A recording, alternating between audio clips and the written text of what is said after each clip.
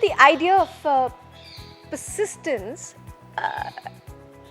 came to us again with the first batch in 2008, but they would have been in grade 9.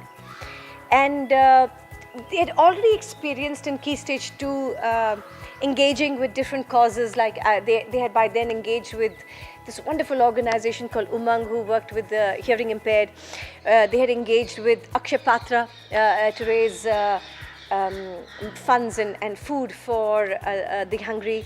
So they'd had experience in the past of engaging for a year with various issues and causes that would help them understand about perspective, help them understand about what it meant to have even gratitude, to understand that it's not about anybody making anybody's life better as much as participating in lives together, on a journey that is not about entitlement, but about earning your spot or your place in the world. Come 2009, they had an opportunity to go to the city hospital, a civil hospital, which had a pediatric ward with children who were diagnosed with cancer. And I remember it was a very, very moving experience for them to see young children whose lives would be cut short because of cancer, and so many of those parents they met and they engaged with the children. They came back deeply moved. But I also remember, come a month down, they seem to have said, okay, we've gone on with our lives. And I remember thinking, they had to go back and engage again.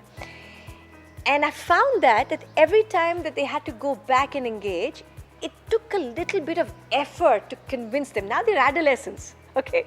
And adolescents had their attention span, of course, is limited, but the attention and engagement with ideas also seem to be more on a sort of a transactional, transitory way. I mean, yes, we engage, we're deeply moved, but well, we have lives. We are 15, 16, and 17. We have other things that are bothering us. So this conversation started happening with the kids and saying, how do you stay engaged long enough? It can't be so self-serving that you go, you get excited, you've done your little bit of change, but you walk on. Those children are still going to be there, right? And you promised them a conversation that suggested that you would come back. And you can't then say, oh, but I had to go to a movie, or I had other ideas, or I had exams, and so that takes my time.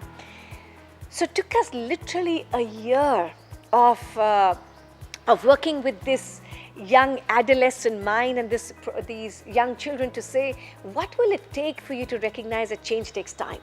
And we have to commit time and understand that by committing time, we're learning more about ourselves than necessarily changing somebody else's life.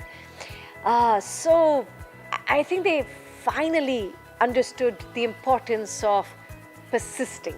The idea that when you've had enough opportunity to engage with different issues in Key Stage 2, in Key Stage 3, do you have it in you? Do you have enough grit in you to stay with an idea long enough? That's how persistence happens.